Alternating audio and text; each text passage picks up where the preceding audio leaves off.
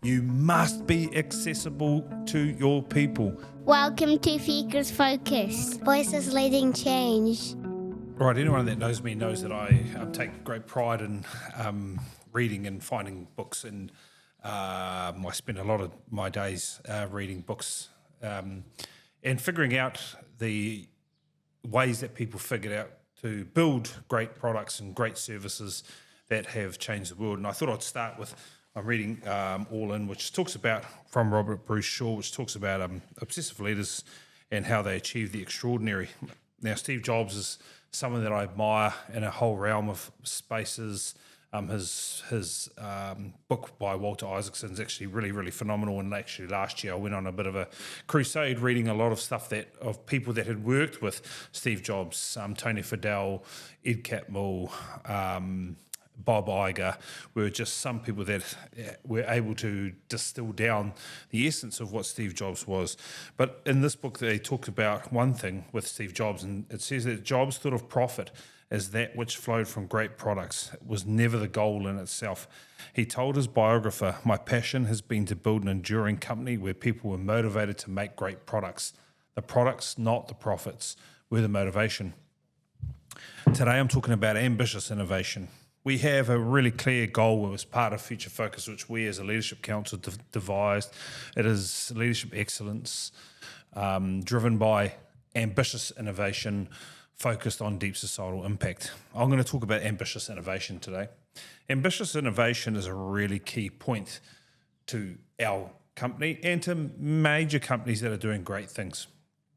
Ambitious innovation, when broken down, talks to things that if we don't continue to look for ways to innovate, and not just innovate on a small scale, on a 2x scale, but on a 10x scale, we're going to continue to stay in the same place and achieve the same results. We don't want the same results. We want to continue to have greater results. And greater results means for us having opportunities for our teachers to branch into different areas, for them to trial new things and new ways of attacking learning opportunities. We want to build different environments that allow them to take a chance with some resource or with some approaches and things, and it really allows a strong feedback loop to really be implemented and continue to innovate. Ambitious innovation to us is something that really is going to be game-changing. Ambitious innovation is something to us that allows people to stand back, and I'm meaning our people, to stand back and go, whoa, actually that really worked. Or alternatively, whoa, that didn't really work, and actually unpack why it didn't work. That is the real key to this. Ambitious innovation is tied in with failure. Now, obviously, we've got to set the bar high on health and safety, and that's never compromised in these spaces.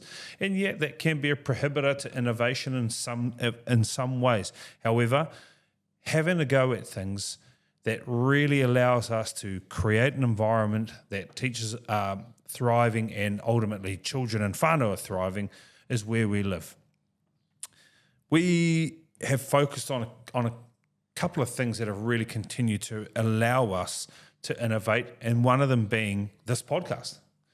Part of the reason why this podcast started is because in the media, ECE was copping a hiding about what was going on in the sector and all this sort of stuff like child farming, and it's all this stuff that really took away the value of what our educators are providing.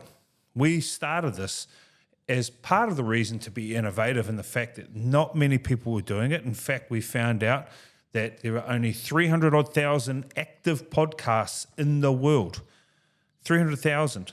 And active means over 100 with a cadence release day of 10 or less days. So this was an ambitious innovation. It was an ambitious innovation because we, all the time or often, we didn't know what we were going to talk about. We were trying to figure it out. We were lucky we had Sammy who was able to figure out how to put it together and piece it together. But it's become a mainstay for us, and it's allowed us to continue to communicate value to our people and ultimately to communities bigger and wider than just Future Focus itself. It allows us to advocate for the sector that I believe is the most important part of the education sector. I think where this starts, the ambitious innovation, and where it really comes back to, teachers. Teachers are very creative people. They like having a go.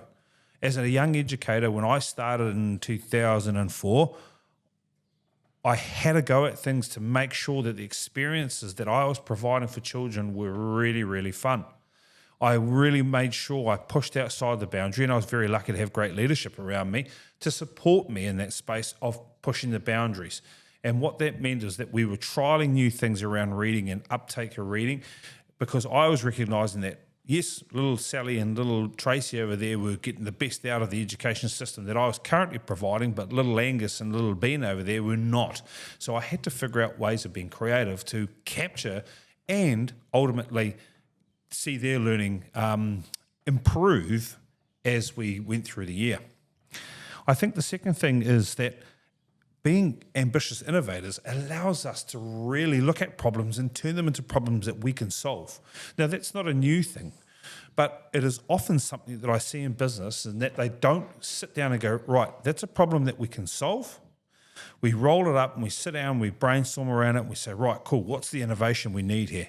What is the innovation, the ambitious innovation that's going to allow us to not only solve the problem, but never see the problem again? That is one thing that we often talk through at our council meetings, our leadership council meetings, and it's often the things, if you go back and look at Taylor's kōrero last week, it is often the attitude that we are starting to see a lot more frequently, or a higher frequency of, is that they look at it, it's just seen as a problem that we can solve. One big thing is that we, in that space that we're really, really proud of, and when it comes down to ambitious innovations, is you've got to be able to go out and trial things and look immediately at the data and what it tells you to do, then take action. Because we have trialed things that have failed. We have had a go at things that have failed. Personally, I've had a go at things that have failed. I've had a gym that didn't go very well, although it led me into my weightlifting coaching career, which was amazing. I've had 2 actually attempts at building tech pieces that failed miserably. Part of the reason they failed miserably was my lack of resilience in their first piece of not being able to accept no's and things, and the other part was just a technical knowledge. But actually, in the new time that we're in now, technology's arrived, and now I have the confidence, because of the failures, because I knew where I went wrong, to have another go in this tech space. And so it is the environment that allows me to achieve what we want to achieve, which is not just achieving an outcome, but achieving the growth needed to go back around and have another go at some of the ambitious innovation approaches we are trying to take.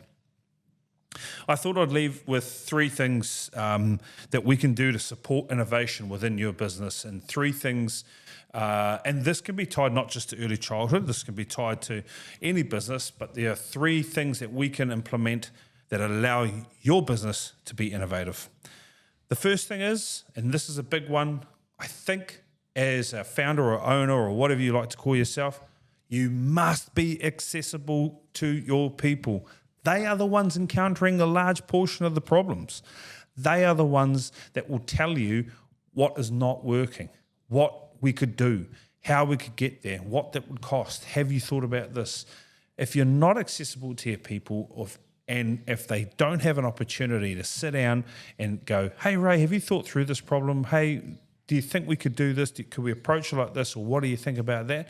Then we don't give ourselves a shot to get out and actually be ambitious innovators. So being accessible is a really critical part to it. Number 2, you must listen for the pain points at all points, all the time.